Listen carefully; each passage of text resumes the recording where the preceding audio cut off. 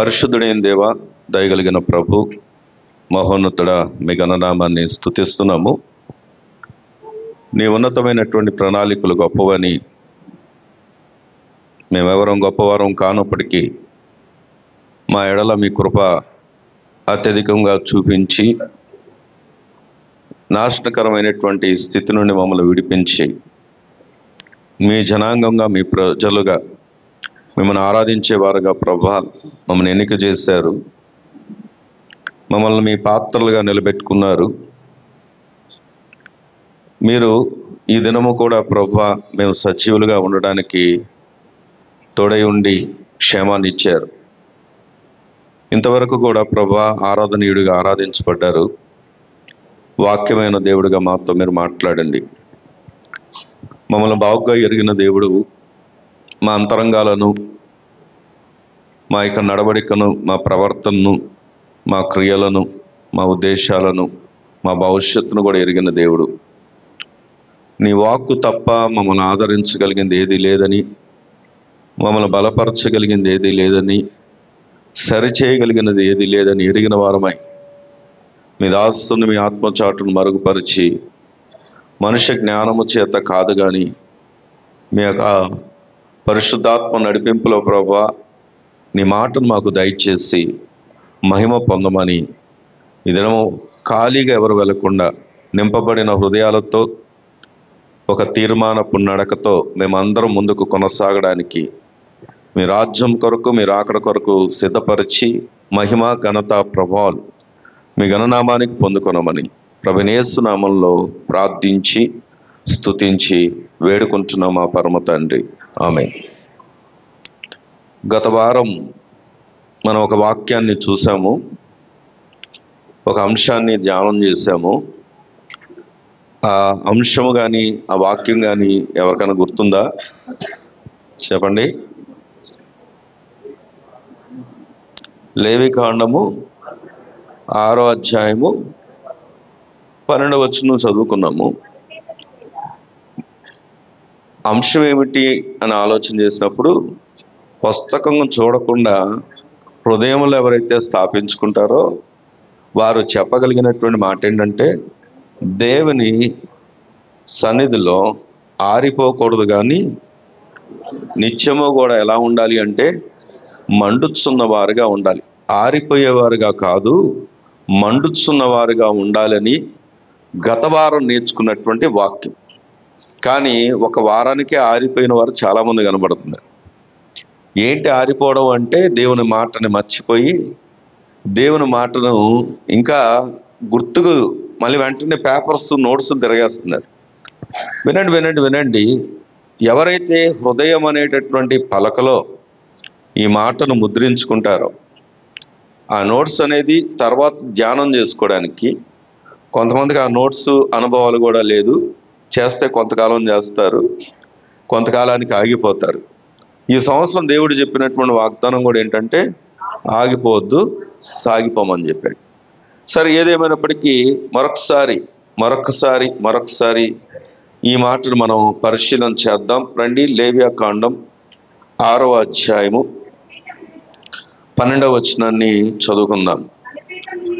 బలిపీఠం మీద అగ్ని మండుచుండవలెను, అది ఆరిపోకూడదు. ప్రతి ఉదయమున యాజకుడు దాని మీద కట్టెలు వేసి దాని మీద దహన బలి ద్రవ్యమును ఉంచి సమాధాన బలియగు పశువు క్రొవ్వును దహింపవలెను. బలిపీఠం మీద అగ్ని నిత్యము మండుచుండవలెను. చెప్పండి, అందరూ చెప్పండి. అది ఆరిపోకూడదు. దేవుడు ఈ సంవత్సరం మరొక నూతన నెలలో, మరొక పునరుద్ధరణ ఆరాధనలో నిన్ను నన్ను ప్రవేశింపజేసి మరొకసారి నీ ఎదుట ఆయన ఉంచుతున్నటువంటి సవాల్ ఏంటంటే, నువ్వు ఆరిపోయే వ్యక్తిగా ఉండకూడదు, కానీ నిత్యము, అక్కడ రాయబడిన మాట, నిత్యము మండుచుండవలెను. దేవుని స్తోత్రం చెప్దామా? ఇందాక ఆరాధన చేస్తున్నప్పుడు తమ్ముడు నోటి నుండి కూడా వచ్చినటువంటి పాటలో వచ్చినటువంటి మాట ఏంటంటే నిత్యము నిత్యము అనుకున్నాను, ప్రభువా మరొకసారి రూఢీపరుస్తున్నావా ఈ మాటని అని. ఎందుకు ఈ మాట జ్ఞాపకం చేస్తున్నామంటే, ఈ మంట అనేది ఎలా ఉండాలి అంటే ఎప్పుడు దాకా ఉండాలి చెప్పండి? నేను దానికి ఒక ఉదాహరణ చెప్పాను. కట్టెలను పెట్టినప్పుడు వినండి, కట్టెల్ని పెట్టినప్పుడు అది మండుచున్నంతసేపు కూడా దాని యొక్క విలువ తెలుస్తుంది మనకి. ఒకవేళ దాన్ని పక్కన పెట్టినా, అది దానిలో లేకపోయినా, ఆరిపోయినా, దానికి వచ్చేటటువంటి ప్రతిఫలం ఏంటంటే దాన్ని పిలిచే పిలుపు బొగ్గు లేదా బూడిద. దానికి విలువ ఎప్పుడంటే అది మండుతున్నప్పుడే. నీవైనా నేనైనా దేవుని సన్నిధిలో నిత్యము నిలిచినటువంటి అనుభవాలు కలిగి ఆరిపోయే వారంగా కాదు, కానీ ఎలా ఉండాలి అంటే మండుచున్న వారంగా ఉండాలన్నది దేవుని యొక్క ఆలోచన. దేవుని స్తోత్రం కలుగును గాక. అయితే గత వారం మనం కొన్ని విషయాలు ఎవరు మండుచు ఉంటారో కొన్ని మాటలు మనం నేర్చుకున్నాం. అది క్లుప్తంగా ఒక అవుట్లైన్ లాగా చెప్పాలంటే, ఎవరైతే ఆయన సన్నిధిలో నిత్యము ఉంటారో వారు ఎలా ఉంటారు చెప్పండి? మండుచు ఉంటారు.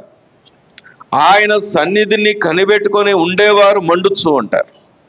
ఈ మాట విన్న తర్వాత కూడా గత వారంలో చాలామంది ఉపవాస ప్రార్థనలు కానీ జరిగిన ఆరాధన క్రమాల్లో కానీ లేని వారు చాలామంది ఉన్నారు. ఇంకెలా మండుతారు?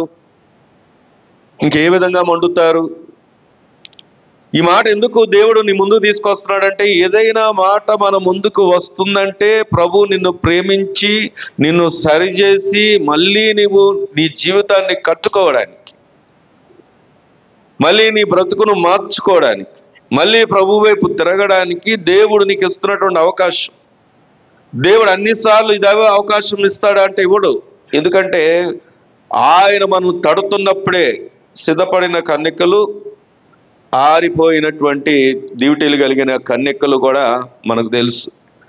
ఆయన ఒకరోజు తలుపు ఎదుట నిలబడినప్పుడు, పిలిచినప్పుడు ఎవరైతే డ్యూటీలు కలిగి సిద్ధపడి ఉన్నారో, వెలుగుతూ ఉన్నారో, తలుపు తట్టంగానే వెంటనే డ్యూటీలు వెలిగించబడినటువంటి ఆ కన్యకలు ఏమయ్యారు అంటే ప్రభుతో కూడా వెళ్ళారు, పెళ్లి కుమారుతో కూడా వెళ్ళారు. ఆ డ్యూటీలు వెలగకుండా ఆరిపోయిన అనుభవాలు ఉన్నారు ఏమైపోయారు చెప్పండి? విడవబడ్డారు. ఇప్పుడు డ్యూటీ వెలిగించుకోవడానికి దేవుడు మనందరికీ ఇస్తున్నటువంటి ఈ అవకాశం, మొదట నువ్వు ఎప్పుడు మండుచూ ఉంటావంటే ఆయన సన్నిధిలో నీవు ఉన్నప్పుడు. తర్వాత ఈ మంట ఎక్కడితో ఆగిపోకూడదు అంటే, గత వారం మనం నేర్చుకున్నటువంటి మరొక విషయం ఏంటంటే, అది మనం ఎవరికి బోధించాలంట? మన పిల్లలకు కూడా బోధించాలంట. దేవుని స్తోత్రం కలుగును గాక. దానికి నేను ఒక సవాలు విసిరాను. నీ మట్టుకే నువ్వు ప్రభు రాకుడొచ్చి ఎత్తబడితే మరి నీ పిల్లల సంగతి ఏంటి? నీ కుటుంబం సంగతి ఏంటి? ఇక్కడ ఎక్కడికైనా వెళ్ళాలి అనుకున్నప్పుడు, తమ్ముళ్ళు వినాలి, ఇక్కడ ఎక్కడికైనా వెళ్ళాలి అనుకున్నప్పుడు, ఏదన్నా ఫంక్షన్కో లేకపోతే పలానా స్థలానికో, లేకపోతే ఒక కుటుంబంగా ఒక వ్యక్తి అంతెందుకు ఏదన్నా జాబ్ వచ్చో లేకపోతే ఫారిన్ కంట్రీ వెళ్ళో లేకపోతే దూర రాష్ట్రాలకు వెళ్తేనే ఆ తల్లులు లేదా తండ్రులు ఎంత దిగులు పెట్టుకుంటూ ఉన్నారు ఏమండి? మరి అలాంటిది మరి నిత్యము కూడా విడవబడినటువంటి ఆ పరిస్థితులు ఒకవేళ పిల్లల విషయంలో కానీ కుటుంబ విషయంలో కానీ ఎప్పుడు కలుగుతుంది అంటే, ఎవరైతే తమ పిల్లలకు తమ కుటుంబానికి బోధించరో. ఈ మాట జ్ఞాపకం చేసుకుంటే చూడండి, బైబిల్ గ్రంథం ఒక మాటను నాకు ఎందుకో గుర్తు చేస్తూ ఉంది. ఆ మాట జ్ఞాపకం చేసుకుందాం రండి. తిమోతి పత్రిక మొదటి తిమోతికి రాసినటువంటి మొదటి పత్రిక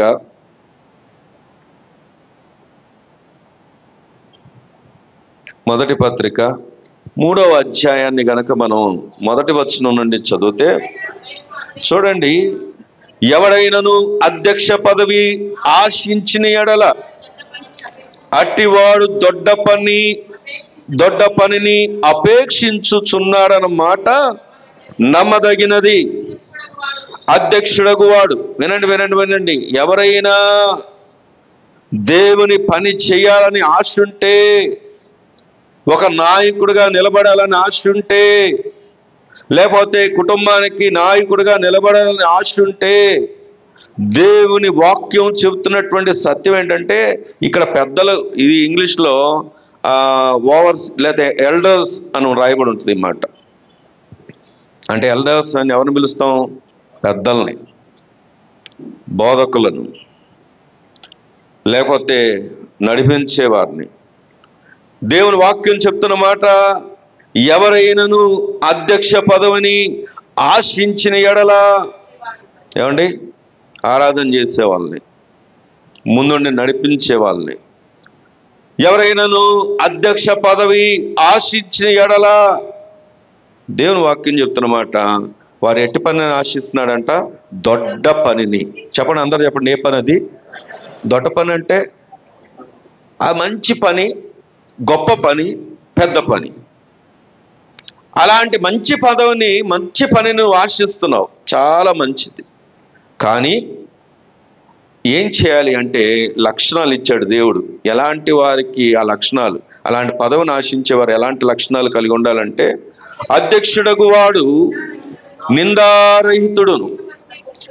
చెప్పండి, ఏ పురుషుడు? రెండు పెళ్ళిళ్ళు, అక్కడ ఇక్కడ, ఏమండి, విడాకులు, డైవోర్స్, ఇలాంటివన్నీ కూడా ఉండకూడదు. ఏ పురుషుడే ఉండాలి? ఏకపత్ని పురుషుడు. దేవుని వాక్యం చెప్తుంది, స్త్రీల విషయంలో నిందారహితుడిగా ఉండాలి. ఇది నేను రాసిన మాట కాదు, దేవుని వాక్యం చెప్తున్న మాట. అధ్యక్షుడగు వాడు నిందారహితుడును, ఏకపత్ని పురుషుడును, మిథానుభవుడును, స్వస్థ బుద్ధి గలవాడును, మర్యాదస్తుడును, అతిథి ప్రియుడును, బోధింప తగిన వాడునై ఉండి. అంటే అర్థం ఏంటో తెలుసా? ఎవరిని పడితే వాళ్ళని మనం ఏం చేస్తామంటే నిలబెట్టేస్తూ ఉంటాం. కానీ దేవుని వాక్యం చెప్తున్న మాట ఏంటంటే, దానికి కొన్ని లక్షణాలు ఉన్నాయి, కొన్ని క్వాలిటీస్ ఉన్నాయి. వారు ఎలా ఉండాలి అంటే, దేవుని వాక్యం చెప్తున్న అధ్యక్షుడగు వాడు నిందారహితుడిగా ఉండాలి, ఏకపత్ని పురుషుడిగా ఉండాలి, మితానుభవంగా, అంటే మితం అంటే ఏంటి? ఉన్న దాంతో సరిపెట్టుకునేవాడు, తృప్తి చెందేవాడు. అక్కడ రాయబడిన స్వస్థ బుద్ధి గలవాడు అంటే ఆలోచించే ఆలోచన విధానం ఎలా ఉండాలి అంటే స్వస్థతగా, మంచి బుద్ధి కలిగిన వారంగా ఉండాలి. అక్కడ రాయబడింది మర్యాదస్తుడును, అతిథి ప్రియుడును. అతిథి ఏ ప్రియుడు చెప్పండి?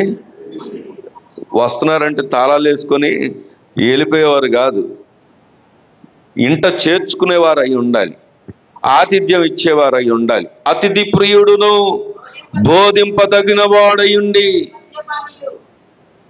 వాక్యం చెప్తున్న ఏముండకూడదంట?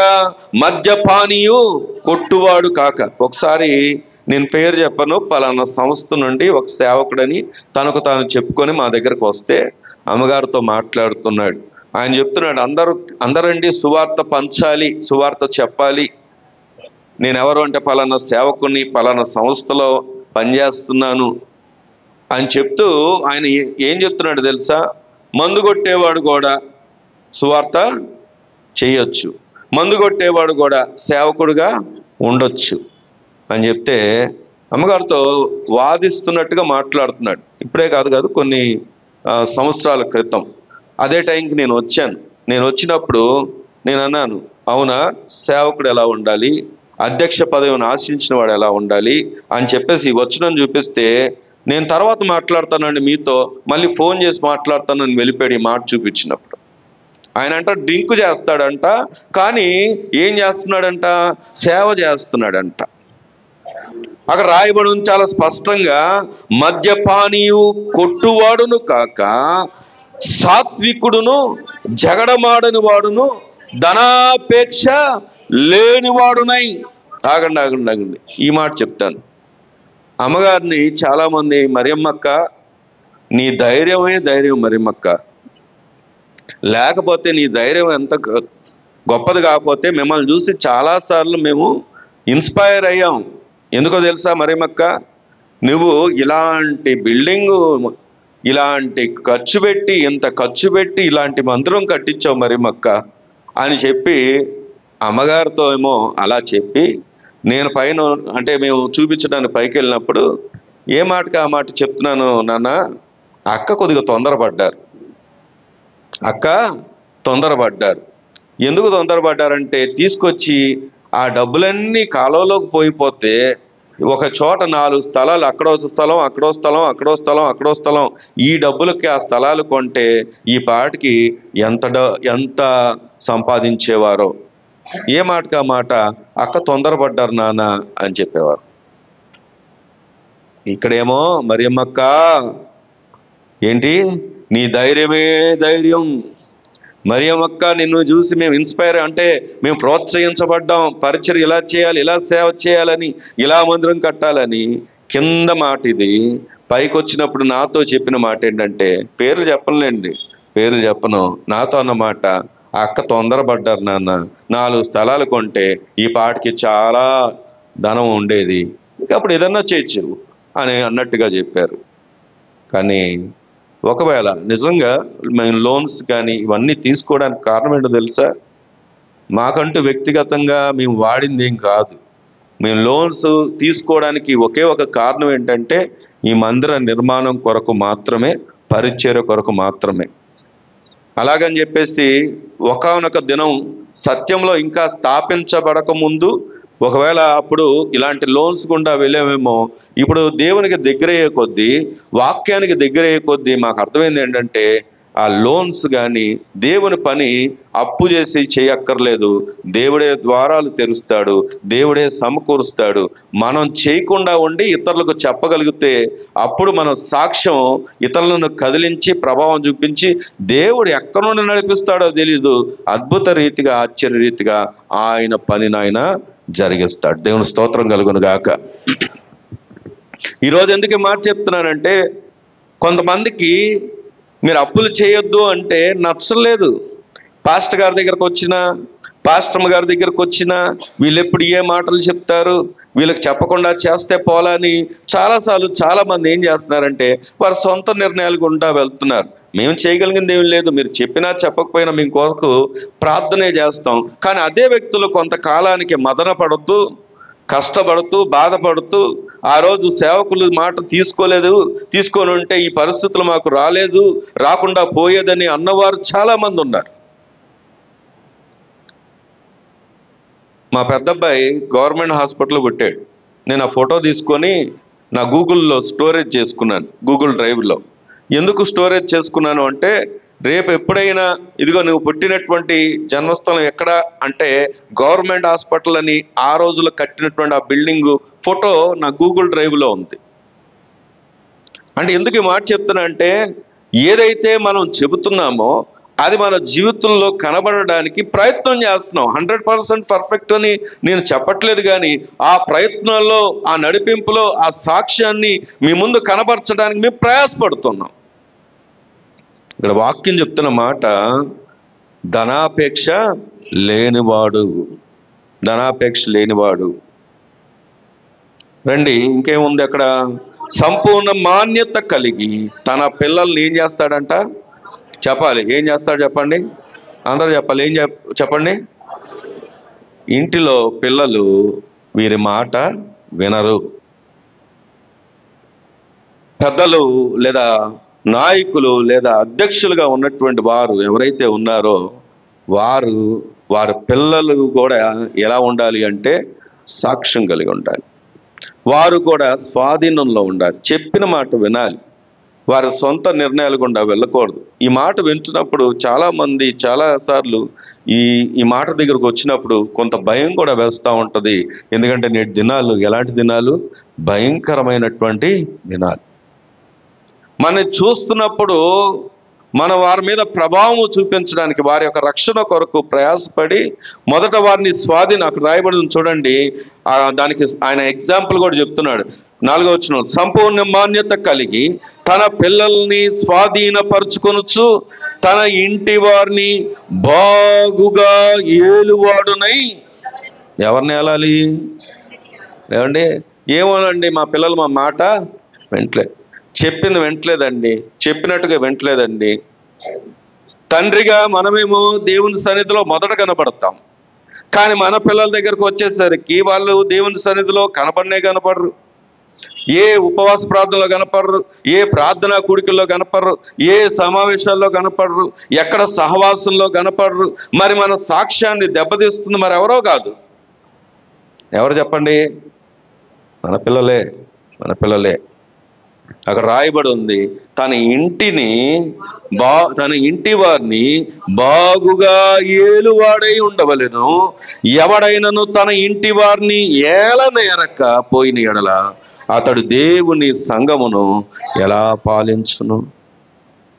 దేవుని స్తోత్రం చెప్దామా? మన ఇంటి వారిని మనం బాగా ఏలలేకపోతే ఇంకా సంఘమును లేదా మన అధ్యక్ష పదవిని ఎలాగ ఏలగలం, ఎలా నడిపించగలం అనేది ప్రశ్న. ఇందులోకి ఎందుకు రావడానికి గల కారణం ఏంటంటే, గత వారంలో దేవుని వాక్యాన్ని చెబుతూ మనం ఎవరికి చెప్పాలంట? మన పిల్లలకి, మన ఇంటి వారికి ఆ వాక్యం చూపించమంటారా?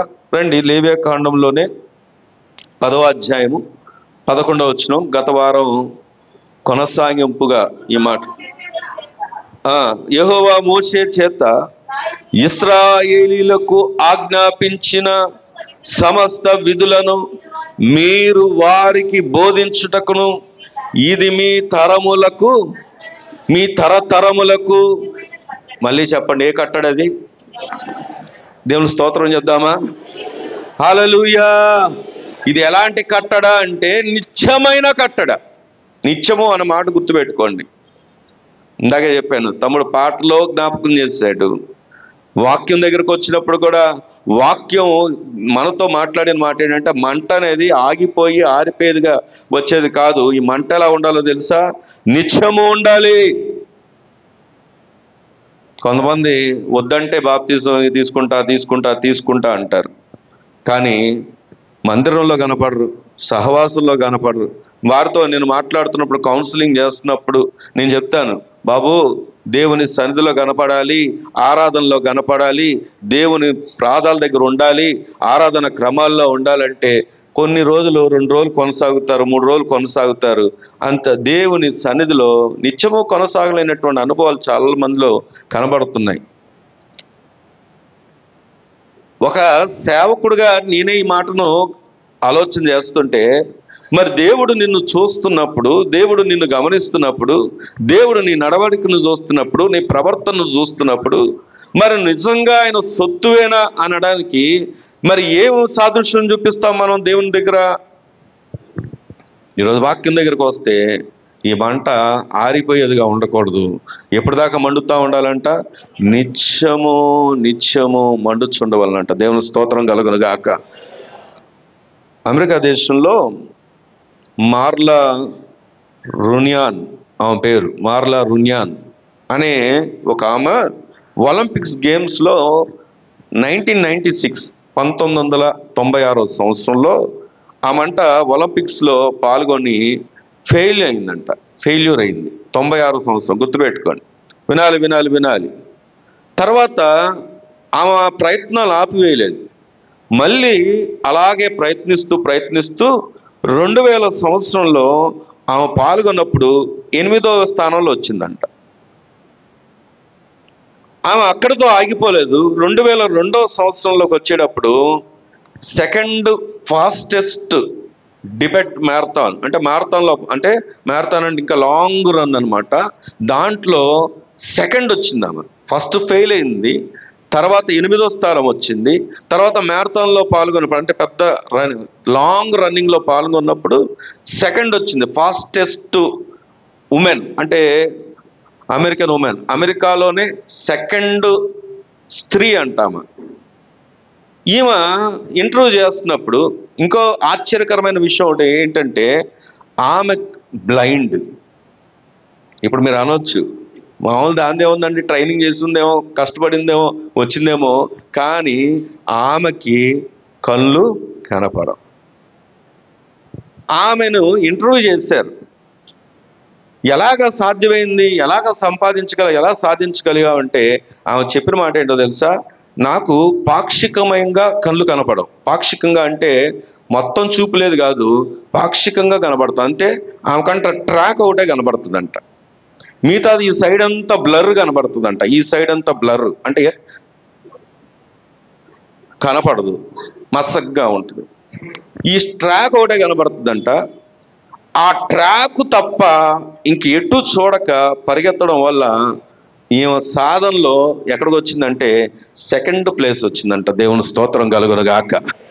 ఈ మాటను ఎందుకు జ్ఞాపకం చేశానంటే, చాలామంది ఆరిపోవడానికి కారణం ఏంటో తెలుసా?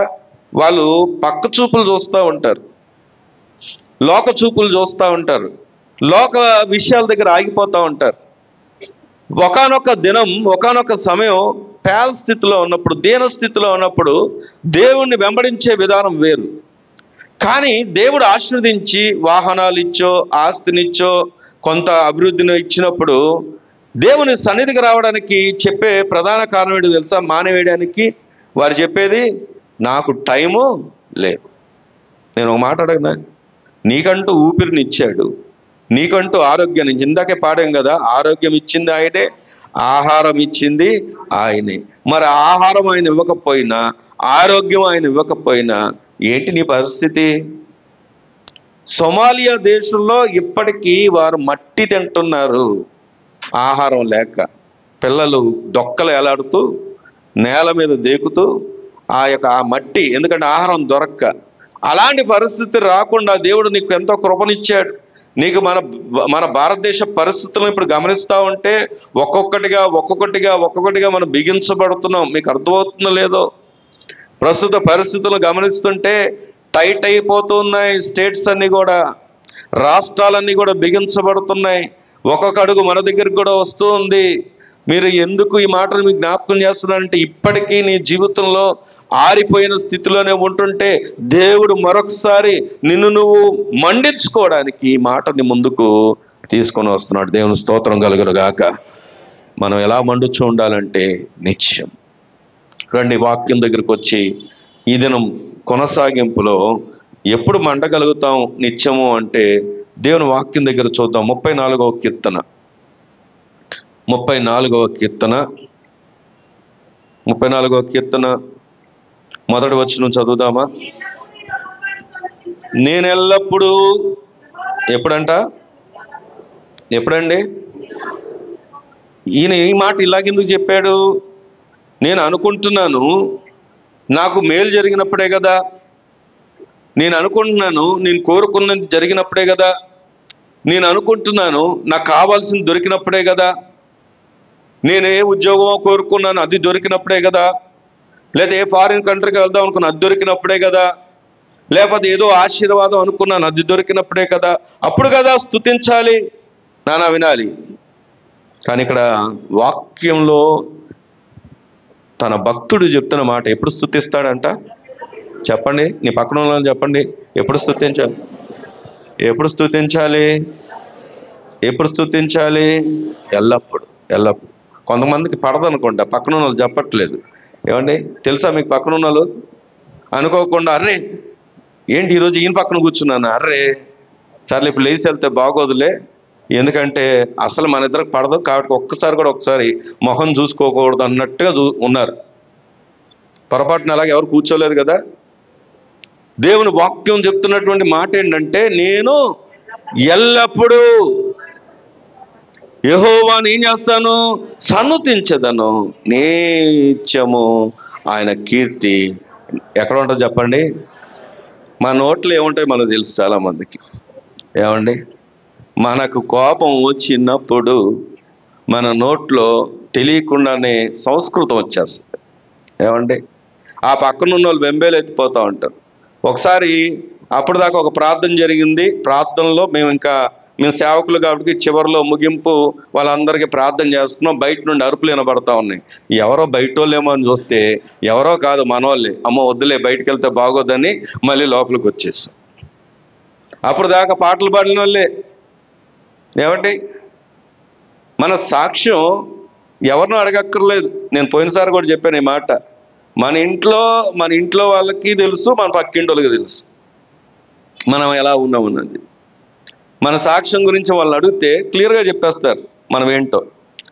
ఈ మాట ఎందుకు జ్ఞాపకం చేస్తున్నానంటే, ఈరోజు దేవుని వాక్యం చెప్తున్న మాట, నీ నోట ఏ ఉండాలి అంటే చెప్పాలి, ఆయన కీర్తి ఉండాలి. దేవుని స్తోత్రం కలుగును గాక.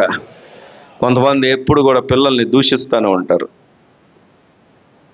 డిసిప్లిన్ చేయడం తప్పు కాదు, బెత్తం వాడడం తప్పు కాదు, బూతులు తిట్టడం తప్పు, జంతువుల పేర్లు పెట్టి తిట్టడం తప్పు. అర్థమైందో లేదో? శాపనార్థం పెట్టడం తప్పు. తల్లిదండ్రులైన వారు పిల్లల్ని డిసిప్లిన్ చేయాలి. గద్దించవచ్చు, బెత్తం కూడా వాడవచ్చు, కానీ బూతులు తిట్టకూడదు, నిందించకూడదు. ఇంకొక మాటలో చెప్పాలంటే, నిన్ను దేవుడు తన స్వరూపంలో చేసుకున్నాడు, జంతువులో కాదు. కాబట్టి ఆ జంతువుల పేర్లు పెట్టి తిట్టకూడదు. మీకు తెలుసు, నేను మాట్లాడుతున్నప్పుడే ఎవరెవరు ఎలా తిడతా ఉంటారో, ఎలా అంటూ ఉంటారో మనందరికీ తెలుసు. కానీ వాక్యం చెప్తున్న మాట, నీ నోట ఏముండాలి? ఆయన కీర్తి ఉండాలి. అక్కడే ఉంటుంది చూడండి, 35వ కీర్తన కూడా చూద్దాం. 35వ కీర్తన 27వ వచనం చదవండి. నా నిర్దోషమును బట్టి ఆనందించువారు. చెప్పండి, ఎలా? ఎవరంట? నా నిర్దోషత్వమును బట్టి ఆనందించేవారు.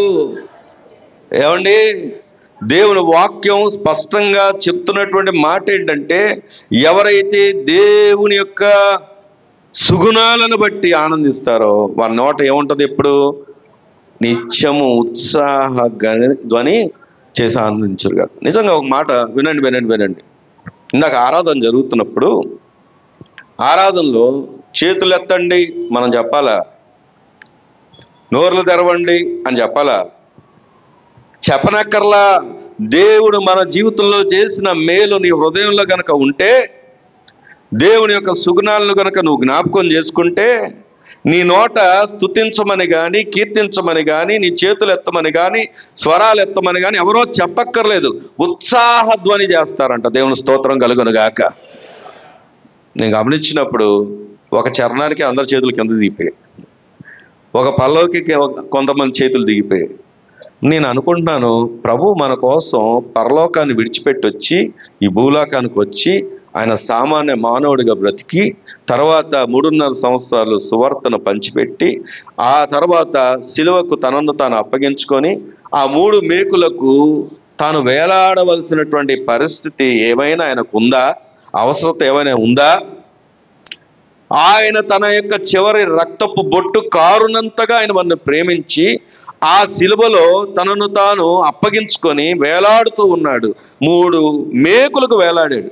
లోకం అంటది 3 మేకులకు వేలాడేవాడు ఏం దేవుడు అంటే, నీకోసం అంత దీనస్థితికి వెళ్ళిపోయాడు. అది ఆ యొక్క దేవుని యొక్క గొప్పతనం. మనం ఎంతసేపు కూడా చేయలేకపోతున్నాం చెప్పండి, ఎంతసేపు కూడా స్తుతించలేకపోతున్నాం చెప్పండి.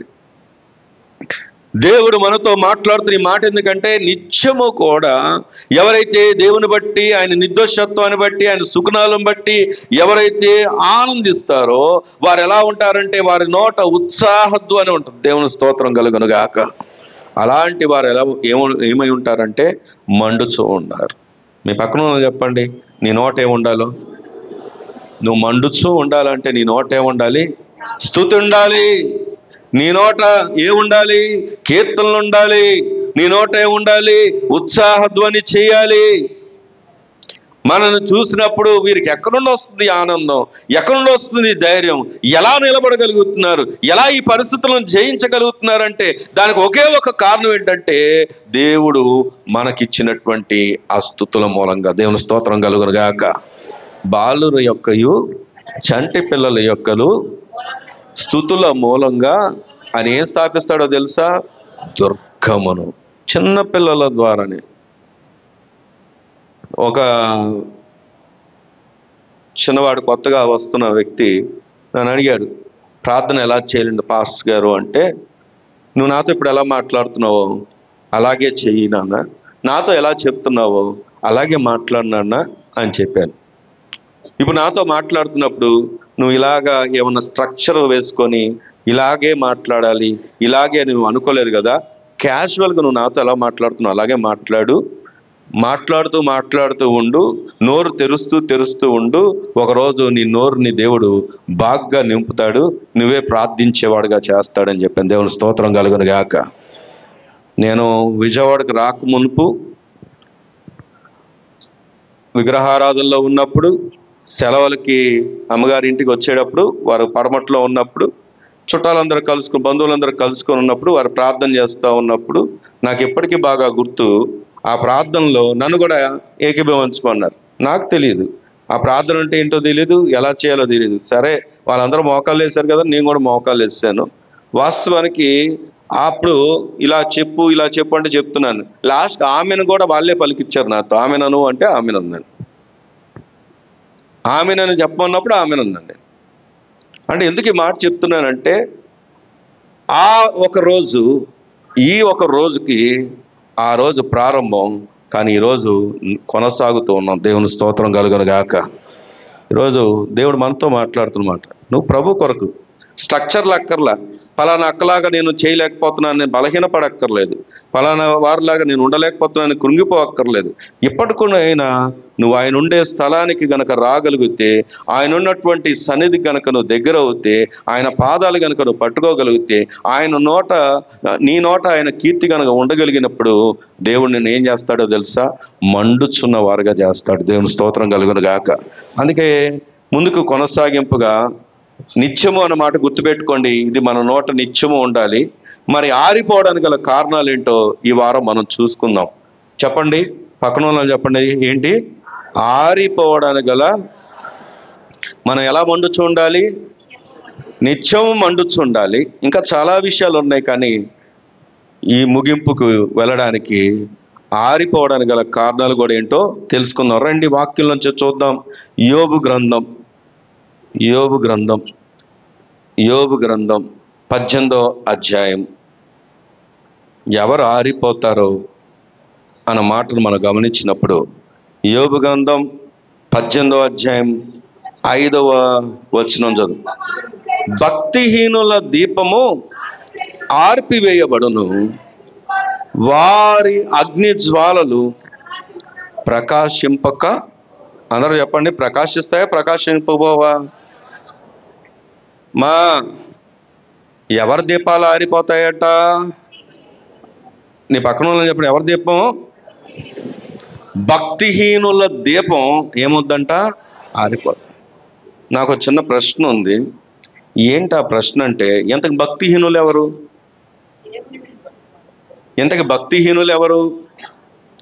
దేవుడంటే భయం లేనివారు, వాక్యమన్నా భయం లేనివారు, దేవుని ప్రజలన్నా భయము లేనివారు, దేవుని మాటను పెడచెవిని పెట్టేవారు.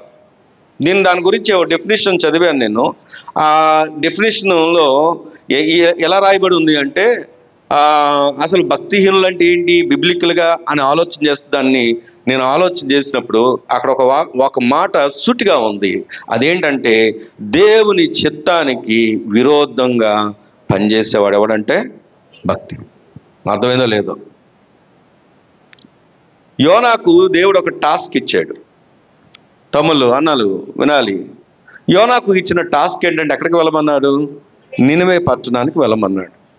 నినివే పట్టణానికి వెళ్ళమన్నప్పుడు యోనా ఏం చేశాడంటే, నినివే పట్టణానికి వెళ్లకుండా దేవుని మాటను పెడచెవిన పెట్టి, దేవుని డైరెక్షన్ ఏంటో చెప్పండి. అసలు దేవుడు ఇచ్చిన డైరెక్షన్ ఏంటి? ఆయన వెళ్ళాల్సిన షిప్ ఏంటి? వెళ్ళాల్సినటువంటి ఓడ ఏంటి? చెప్పండి. ఏ ఓడ ఎక్కాలైనా? నినివేకి వెళ్ళాల్సినటువంటి ఓడ ఎక్కాలి. కానీ ఈయన ఎక్కడికి వెళ్ళాలనుకున్నాడు? దేవుని డైరెక్షన్కి ఆపోజిట్గా వెళ్ళాలనుకున్నాడు. తర్షీష్. ఏం జరిగిందో తెలుసు కదా మనందరికీ. ఏం జరిగిందండి? తుఫాను వచ్చింది, ప్రళయం వచ్చింది. అక్కడ చూస్తే యోనా గ్రంథం చూస్తే మీకు ఇంకా బాగా అర్థమవుతుంది. పేజ్ నెంబర్ చెప్పండి. 763.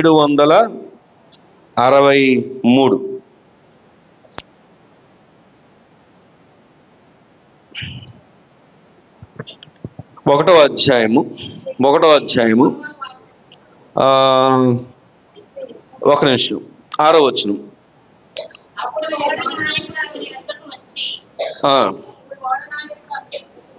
4వ వచనం చదువుతున్నాను. అయితే యెహోవా సముద్రం మీద పెద్ద గాలి పుట్టింపగా సముద్రమందు గొప్ప తుఫాను రేగి ఓడ బద్దలైపోవు గతి వచ్చింది. ఒక్క మాట వినాలి. అవునా అన్న, వినండి, వెనకనున్న వారు కూడా.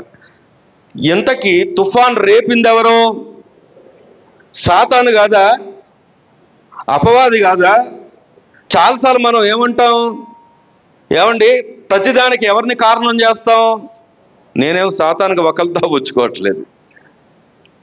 కాకపోతే ఎవరైతే సత్యవాక్యాన్ని సరిగ్గా గ్రహించరో, దేవుని యొక్క ఆలోచనలు ఏంటో, ఆయన ప్రణాళికలు ఏంటో, ఆయన ఉద్దేశాలు ఏంటో ఎరుగకుండా ఇష్టానుసారంగా బ్రతికే వారి జీవితంలో దేవుడు ఏం పుట్టిస్తున్నాడు అంటే తుఫాను రేపుతున్నాడంట.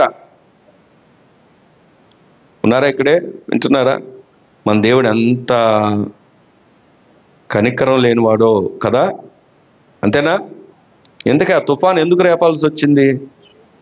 అదే దేవుని మాటను వింటే, దేవుని చెప్పినట్టుగా వెళితే, దేవుని మాటను పట్టుకొని వెళ్తే, ఆయన వస్తున్నాడంటే గడగడలాడుతూ వెళ్ళాల్సినటువంటి ఆ స్థితి నుండి దేవుని మాటను పెడచెవిన పెడితే ఏం జరిగిందో తెలుసా?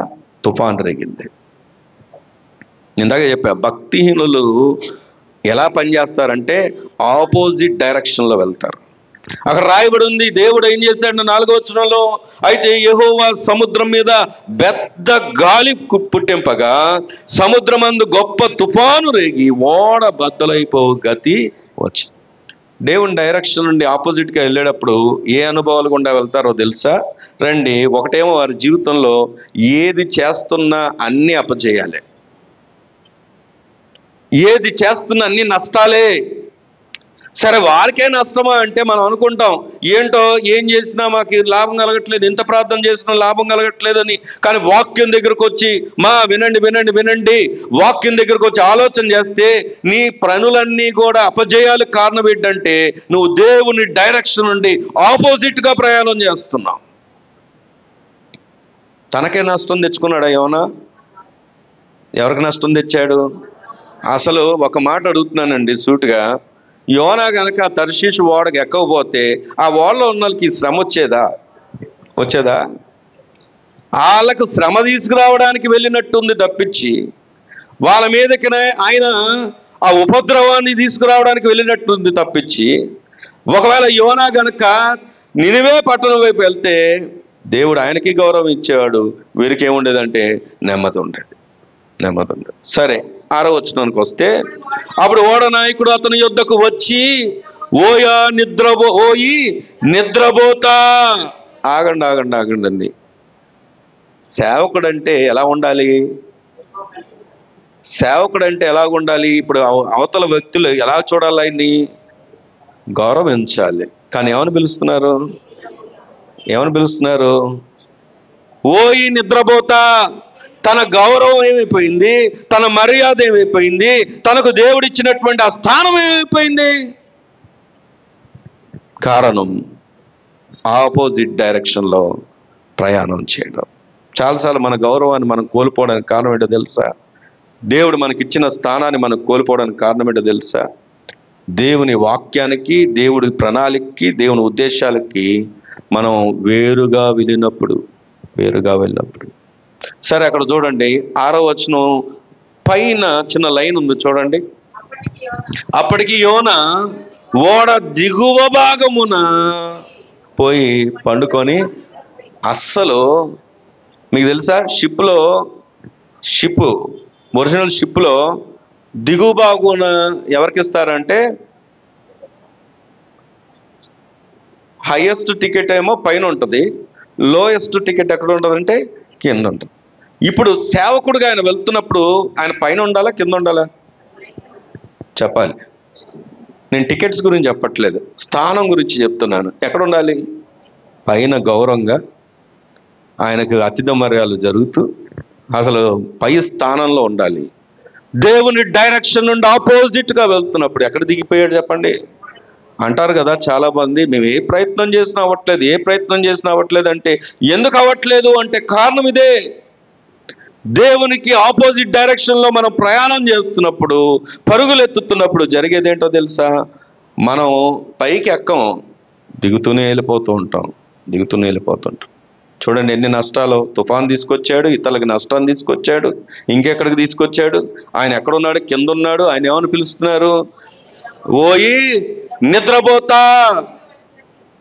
చూడండి, ఇంకా అన్ని నేను చూపించిన టైం చాలదు కనుక ఆయన 9వ వచనంలో అడుగుతారు. చూడండి, అతడు వారితో ఇట్లా నేను హెబ్రీడన్. ఎందుకంటే చీటీ వేశారు, చీటీలో ఆయన పేరు వచ్చింది. ఈ ఉపద్రవం ఎవరిని బట్టి వచ్చిందంటే ఆయన ద్వారా అని చెప్పారు.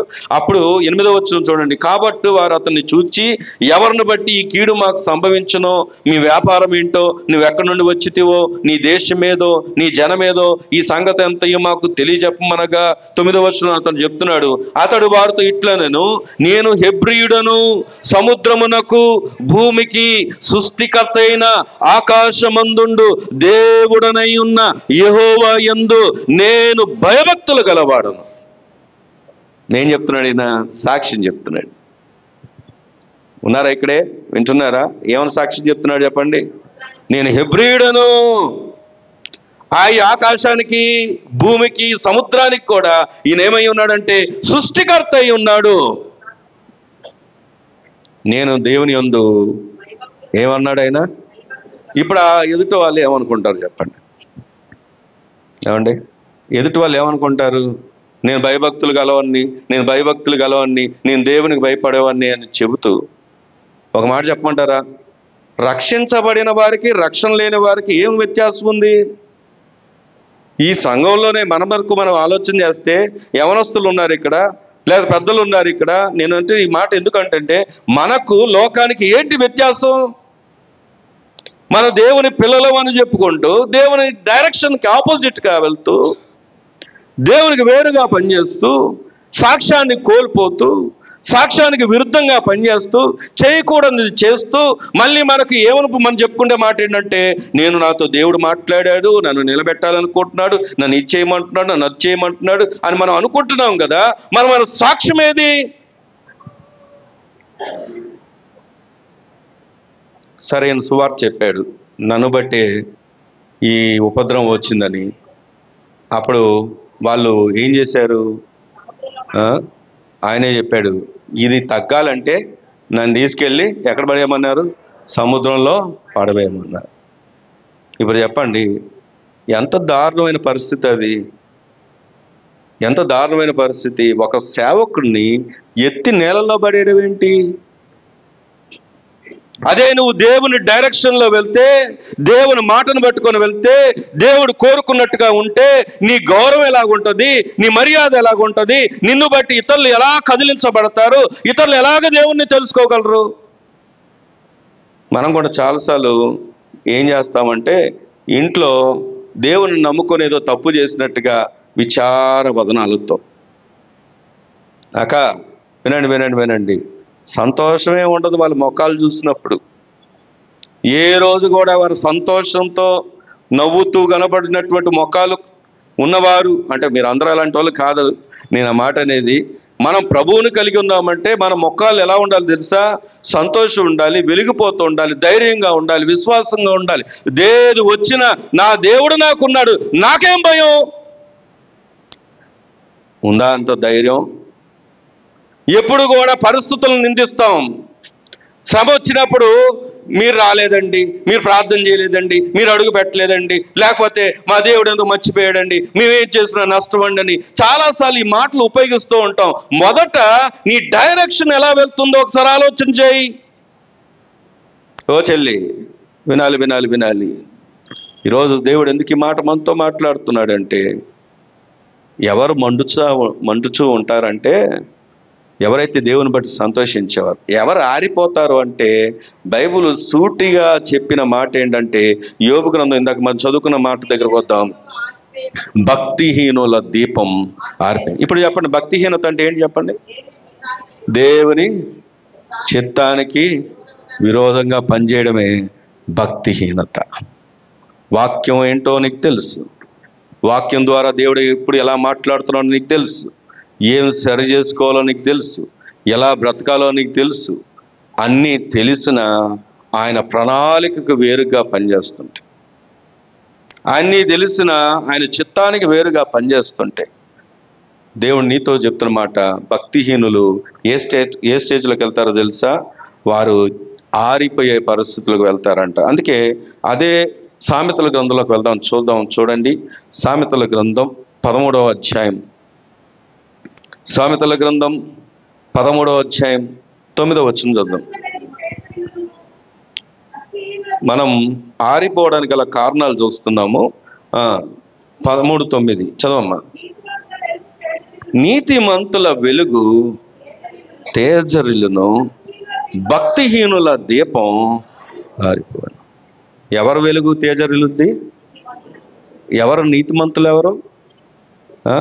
ఎవరైతే ప్రభువైన యేసు క్రీస్తు అనే రక్షకుడుగా అంగీకరించి, నోటితో ఒప్పుకొని, హృదయమందు విశ్వసించి, ఆయన చెప్పినట్లుగా శిష్యులుగా పిల్లలుగా నడుచుకుంటూ, ఆయన నీతిని ఆపాదించుకుంటూ, ప్రతిదినం ఉదక స్నానం చేయబడుతూ, ప్రతిదినము మనకి ఇవ్వబడినటువంటి రక్షణ వస్త్రాన్ని కడుక్కుంటూ, వాక్యంతో సరిచేసుకుంటూ, దేవుడు వస్తున్నాడని నిరీక్షణ కలిగి ప్రభు కొరకు ఎదురు చూస్తూ, ప్రభు రాకడకు సిద్ధపడిన వారిని, విశ్వాసం ఉంచిన వారిని, ఆయన నమ్మిన వారిని, ఆయన మీద ఆధారపడిన వారిని దేవుడు వాక్యం పిలుస్తున్నటువంటి నిర్వచనం ఏంటంటే నీతిమంతులు. ఇప్పుడు చెప్తున్నాడు దేవుడు వాక్యం, నీతిమంతులు వెలుగు ఎలా తేజరిల్లును అంటే అర్థం ఏంటి చెప్పండి? వెలగడం కాదు, వెలుగుతూ ఉంటుంది, ప్రకాశిస్తూ ఉంటుంది అంట. దేవుని స్తోత్రం చెప్దామా?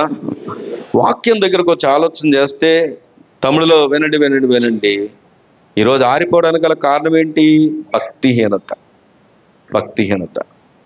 ఆరిపోయే పరిస్థితులకు వెళ్ళడానికి కారణం ఏంటి? భక్తిహీనత. నువ్వు నీతిమంతుడిగా ఉండాలి అంటే నువ్వు ఒంటరిగా ఉంటే, అప్పుడప్పుడు అంటూ ఉంటారు కొంతమంది, నేను మారాక వస్తానండి అని. పిలుస్తా ఉంటే ఏమంటారు తెలుసా? నేను మారాక వస్తా, నాకు ఈ అలవాటు ఉంది, విడిచిపెట్టాక వస్తా, నేను అబద్ధాలు ఆడాల్సి వస్తుంది అక్కడ ఉద్యోగాల్లో పనుల్లో, నేను అది వదిలిపెట్టాక వస్తా.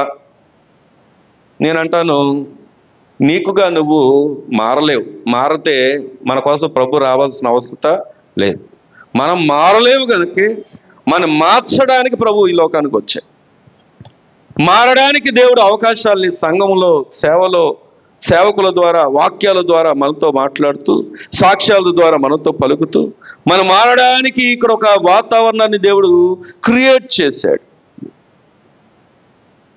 బయట ఉంటే మన నీతిమంతులుగా ఉండడానికి, ఇంతకీ లోతు నష్టపోవడానికి గల కారణం ఏంటి చెప్పండి? ఎక్కడ ఉండకూడదు?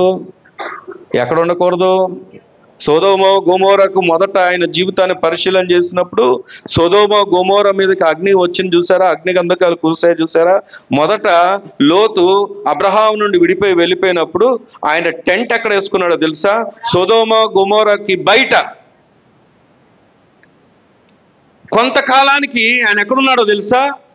సొదొమ గొమొర లోపల. ఎందుకని? బయట ఉన్న వాడిని లోకం ఏం చేసిందంటే ఆకర్షించింది. తర్వాత అక్కడ వేసుకున్నవాడు అక్కడే స్థిరపడ్డాడు. జరిగిన నష్టం ఏంటంటే, లోతు అంట, ఇగో చూడండి, అక్కడ వారందరూ కూడా ఈ భయంకరమైనటువంటి పాపంలో ఉన్నారు. అసలు నీకు ఆ కష్టాలు తెచ్చుకుంది ఎవరు? ఆయనే కదా. ఏం చూసి చెప్పండి? ఏం చూసి వెళ్ళాడు ఆయన? పచ్చదనాన్ని చూసి వెళ్ళాడు. లోకం ఎప్పుడు కూడా పచ్చగానే ఉంటుంది. మొన్న మధ్య ఎవరో చెబుతూ విన్నాను. ఒక ఆయనంట చనిపోయాడు, ఆయన్ని దేవదూతలు తీసుకెళ్తున్నారు. దేవదూతలు తీసుకెళ్తున్నప్పుడు సేవకుల మీటింగ్లో ఎక్కడో సేవకులు మాట్లాడినప్పుడు విన్నమాట. ఈయన తీసుకొని వెళ్తున్నారంట. ఈలోపు వెళ్తున్న దారిలో ఒక మంచి డీజే సౌండ్లు వినబడుతున్నాయంట. డీజే అంటే తెలుసు కదా, గుండెలు పగిలిపోయేలాగా, హార్ట్ అటాక్ వచ్చేలాగా మోత మోగిస్తూ ఉంటారు పాటలు. అక్కడ డ్యాన్సులు, ఆనందాలు, కేరింతలు ఇవన్నీ కనబడతా ఉంటే ఈయన అక్కడికి వెళ్ళి చూసి అడిగాడంట, ఇదేంటంటే అది నరకం అన్నాడంట. దేవుడు, నరకమా? మాకేంటి భూలోకంలో అలా చెప్పారు, నరకం అంటే కాలుస్తారని చెప్పారు, నరకం అంటే పురుగు చావదు, అగ్ని ఆరదు అని చెప్పారు, ఇక్కడేమో ఇంత ఆనందం, కేరింతలు అని చూశాడంట. మరి పరలోకం ఎలా ఉంది అంటే పరలోకం అంతా సైలెంట్గా కనబడుతుంది. అక్కడ ఈయన అన్నాడంట, నేను అక్కడికి రాను, నన్ను ఇక్కడ పంపించేయండి అన్నాడంట. ఇక్కడ పంపించేయండి అంటే ఆలోచించుకో అన్నాడంట. కాదు నేను అక్కడికి వెళ్ళను, ఇది మేము అపోహలో ఉన్నాం, ఇదే బాగుంది అంటే, సరే నీ ఇష్టం, మరి ఆలోచించుకో ఒకసారి అంటే, ఇంకా ఆలోచించేది లేదండి, నన్ను పంపించేయండి అంటే వెళ్తే అడుగు పెడుతున్నాడు. డీజే సౌండ్లు చక్కగా వినబడుతున్నాయి, ఆహ్లాదంగా ఉంది, అంతా కేరింతలు కొడుతున్నారు, గంతులు వేస్తున్నారు, ఆనందం ఇస్తున్నారు, మొత్తం అంతా ఆర్భాటంగా ఉంది. ఈయన గేట్లు తీసుకుని లోపలికి ఇలా అడుగు పెట్టాడు, గేట్లు మూసుకున్నాయి, మొత్తం అంతా చీకటైపోయింది. మొత్తం అంతా చీకటైపోయింది. ఏంటో మంట కాలుతున్నట్టుగా అనిపిస్తుంటే చూస్తే మండుతా ఉంది, శరీరం మండుతా ఉంది. ఇప్పుడు దాకా ఉన్న కేరింతలన్నీ పోయి ఆ కేరింతలు కాదు, అది ఆహాకారాలు, అరుపులు, మంట యొక్క వేడిని తాళలేక ఆ అరుపులు తాళలేక వద్దు బాబోయ్ నేను వెళ్ళిపోతాను అంటే ఇంకెక్కడ ఏమైపోయింది? తలుపులు మోయబడ్డాయి. సాతాను మోసగాడు, లోకం మోసంగారిది, హృదయం అన్నిటికంటే మోసకరమైంది. లోకంలో ఉన్న పచ్చదనం ఎప్పుడు కూడా నిన్ను ఆకర్షిస్తుంది. స్నేహితులు అంటారు, అటు కేటీఎం బైక్లు వేసుకొని తిరుగుతూ, లేకపోతే దాని మీద ట్రిప్పులు వేస్తూ, ఫోటోగ్రాఫ్లు చేసుకుంటూ, అలా తిప్పుతూ, ఇలా చేస్తూ, ఆర్భాటాలు చేస్తూ అంతా బాగుంటుంది. వాళ్ళు చూసినప్పుడు మా ఇంట్లో ఏంటి ఎంతసేపు సోదా, మా నాన్న మా అమ్మ ఏమండి ఎంతసేపు అదే సోదా, రోజు అదే సోదా, రోజు అదే మాట అని చెప్పి అనుకునే వాళ్ళు లేరా? ఎప్పుడు జాగ్రత్తలు చెప్తూ ఉంటారు, ఎప్పుడు ఇలా ఉండాలని చెప్తూ ఉంటారు. మాకు లోకంలో చూడండి, మా ఫ్రెండ్స్ చూడండి ఎంత ఎంజాయ్ చేస్తున్నారంటే, చూడండి లోకం వైపు చూడండి, అకాల మరణాలు. లోకం వైపు చూడండి, వయసు చాలా చిన్న వయసులో, లేత వయసులో ప్రాణాలు పోగొట్టుకుంటున్నారు. వాళ్ళకి లేక కాదు, లోకాన్ని ప్రేమించి. ఈరోజు ప్రభు ఎందుకు ఈ మాట చెప్తున్నాడంటే, మనం ఆరిపోవడానికి కాదు మనం పిలువబడింది, మనం వెలిగించబడే వారంగా, నిత్యము మండుచున్న వారంగా, నిత్యము ప్రభు కొరకు ఆ ప్రకాశమానమైనటువంటి తేజస్సును ఇవ్వడానికి దేవుడు మన ఒక సొత్తుగా ఏర్పరచుకున్నాడు. దేవుని స్తోత్రం కలుగును గాక. ఆరిపోవడానికి గల కారణాలు చూడండి. అక్కడ భక్తిహీనులుగా జీవిస్తే ఏమవుతుంది చెప్పండి? వారి దీపాలు ఆరిపోతాయి. కీర్తనకారుడు లేకపోతే 24, అదే సామెతలుగా ఉన్నాం, 24వ అధ్యాయం చూద్దాం. చూడండి 24:20. దుర్జనునికి ముందుగతి అంటే ఏంటో తెలుసా? దుర్జనుడు అంటే ఎవరు? ఇంతకీ చెడ్డవాడు. ముందుగతి అంటే భవిష్యత్తు, ఫ్యూచర్. ముందుగతిని ఏమంటారంటే ఫ్యూచర్. చెడ్డవాడికి ఏమి లేదు చెప్పండి. మనమేమనుకుంటాం, అరే నీకేంట్రా, నువ్వు బలవంతుడు, జ్ఞానవంతుడు, ఈ టైంలో యూత్వి, ఏం చేయాలి, మనకు చాలా భవిష్యత్తు ఉంది, ఎప్పుడో నడవలేని స్థితిలో, కర్ర పట్టుకునే స్థితిలో, అప్పుడు ప్రభువు నమ్ముకుందాంలే అని చెప్పిన వాళ్ళు లేరా? ఇప్పుడు తాగు, తిను, ఎంజాయ్ చేయి అని చెప్పిన వాళ్ళు లేరా? ఇప్పుడు ఈ లైఫ్ ఎంజాయ్ చేయాల్సిన సమయం అని చెప్పిన వాళ్ళు లేరా? కానీ దేవుని వాక్యం చెప్తున్న మాట ఏంటంటే, దుర్జనుడు అనగా భక్తిహీనుడు అనగా దేవునికి విరోధంగా ఉన్నవాడు ఏమి లేదంట, భవిష్యత్తు లేదు. ఎంత విచారకరమైన విషయం ఏంటంటే, నిన్నే చదివాను నేను. వినండి అక్క, వెనక వినండి.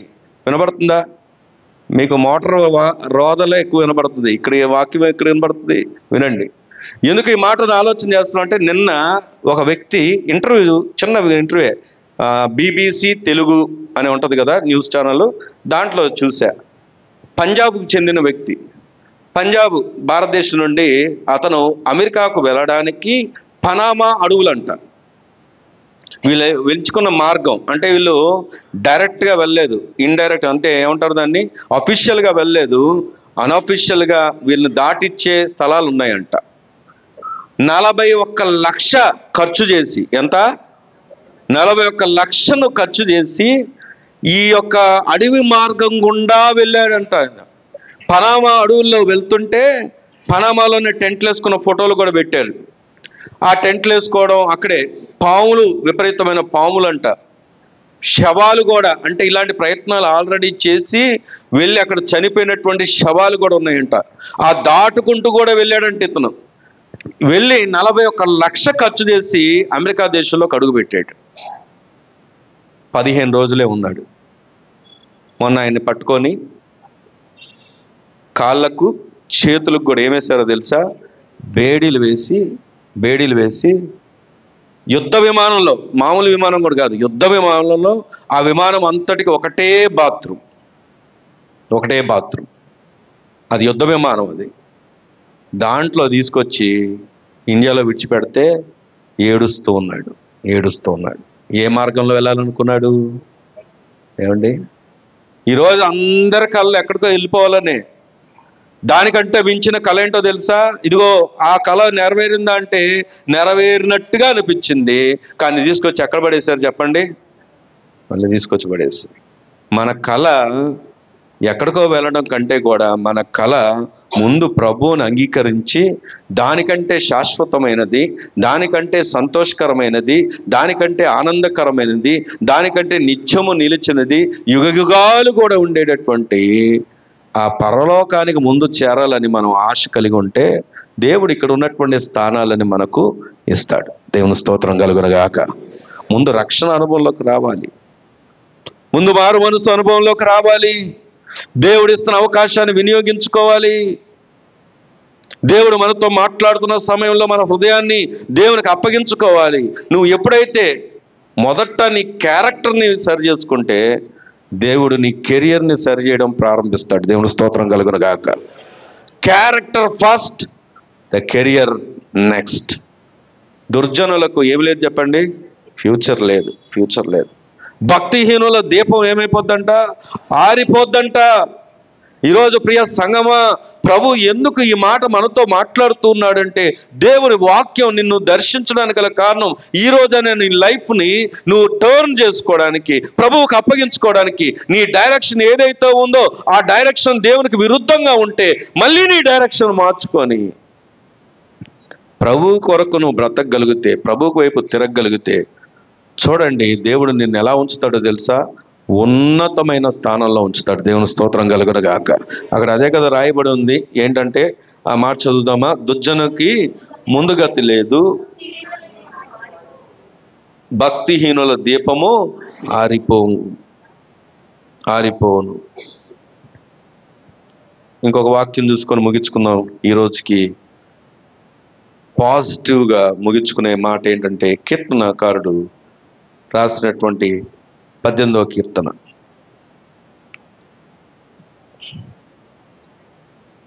18వ కీర్తన 28వ వచనం చదువుకుందాం. నా దీపము వెలిగించువాడవు. మీ పక్కన ఉన్న వాళ్ళు తట్టి చెప్పండి, నా దీపం వెలిగించేది ప్రభు. నీవే అనకండి. ఎవరు చెప్పండి? ప్రభువే. మన పక్షంగా బాధ్యత వహించేది ఎవరంటే ప్రభువే. నువ్వు ప్రభు వైపు తిరిగితే నీ దీపాన్ని ఆయన వెలిగిస్తాడు. ఆమెన్. నీ కెరియర్ని ఆయన దీవిస్తాడు. ఆమెన్. నీకు స్వస్థత ఆయన ఇస్తాడు. ఆమెన్. నీ పరిస్థితుల్లో, నీ సమస్యలన్నిటి నుండి విడుదల ఆయన తీరుస్తాడు. ఆమెన్. ఎప్పుడో తెలుసా? ఆరిపోయే వారంగా కాక మండుచున్న వారంగా ఆయన వెలిగించాలి అనే పురికొలుపులో ఆయన చెయ్యాలి అనేటువంటి ఆ యొక్క మార్గంలో నిలిచిన వారంగా మనం ఉంటే దేవుడు అంటున్నాడు, నా దీపమును వెలిగించువాడవు నీవే. అక్కడ అంటాడు చూడండి, నా దేవుడైన యెహోవా చీకటిని నాకు వెలుగుగా. దేవుని స్తోత్రం చెప్దామా? నీ పక్కన వాళ్ళు చెప్పండి, చీకటిని ఏం చేస్తాడు?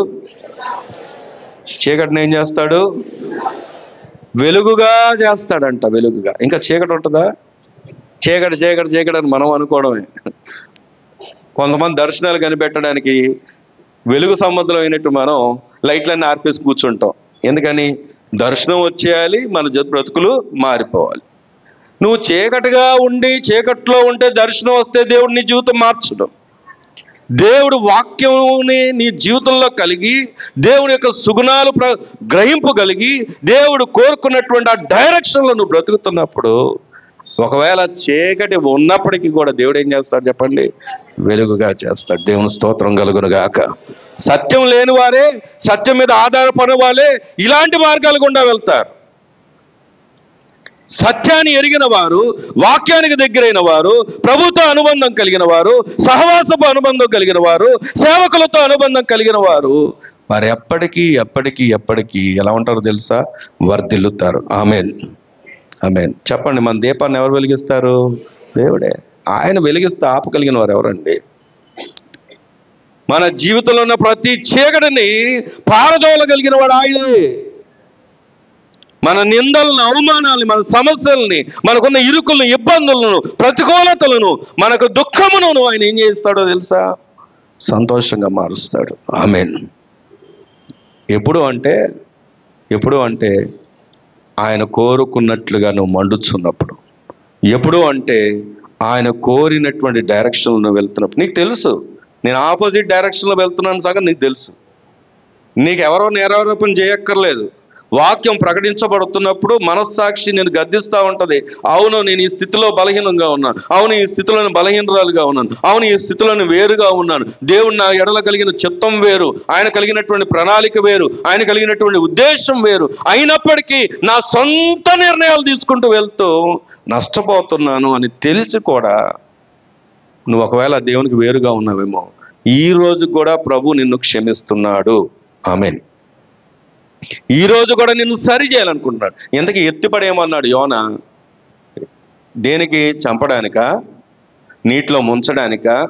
కనుమరుగైపోవడానికా? కాదు కాదు కాదు. తిరిగి ఎక్కడ నిలబెట్టడానికి? ఏ మాట అయితే ఆయనతో మాట్లాడాడో, ఏ డైరెక్షన్లో ఆయన ఉండాలని కోరుకున్నాడో అదే డైరెక్షన్లో వెళ్ళి నిలబడగలిగినటువంటి కృపను దేవుడిచ్చాడు.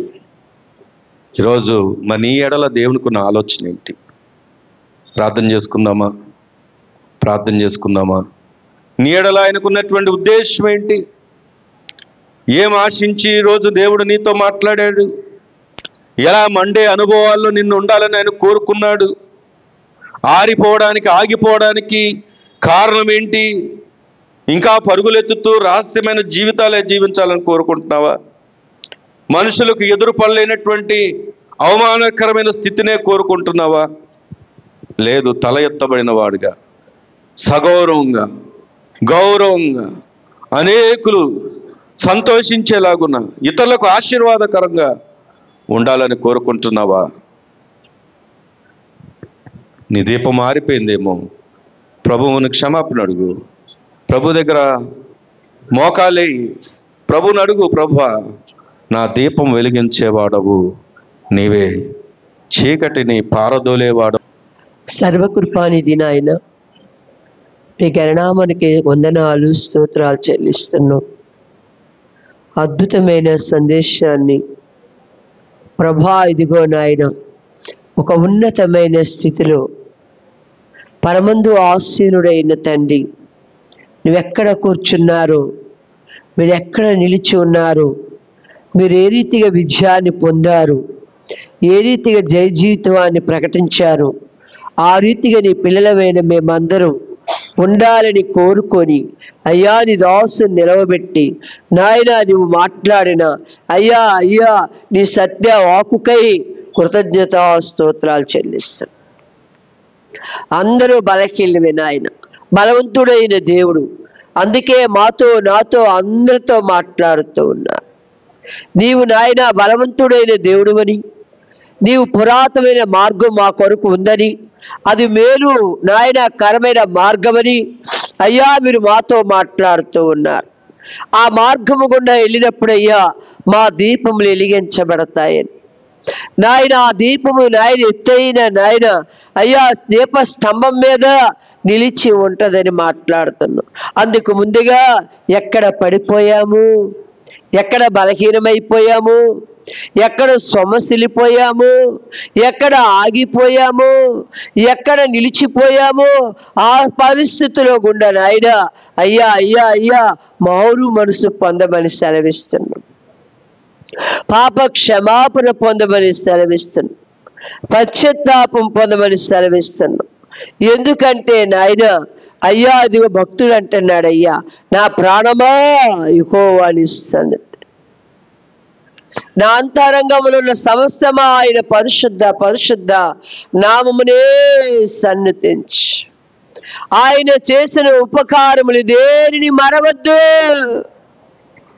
మరవద్దు. ఏమిటి ఏమిటి? మన దోషములను పాపములను క్షమించిన వాడు, తొలగించిన వాడు, సంకటములన్నీ కుదిర్చిన వాడు.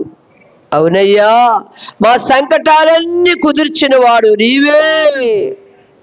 సమాధిలో నుండి మా ప్రాణమును విమోచించిన విమోచకుడు అని కృతజ్ఞతాస్తోత్రం. ఎరిగిన వారమై, యోచించిన వారమై, కలిగిన వారమై నాయనా నాయనా ఎదుగో తండ్రి నీ మార్గము గుండా వెళ్ళే వారుగా నీ కృప మా అందరికీ దయచి కరుణ కటాక్షం కిరీటముగా మాకు ధరింప చేసే దేవుడు అయ్యా. నాయన నాయన అదిగో దుర్జనులు వారు నాయన బలత్కారం చేయవారు, వారు పెదవులతో కీడు పలికేవారు, కీడు మాట్లాడేవారు, వారు సావాసం చెయ్యొద్దు అని సెలవిస్తాం.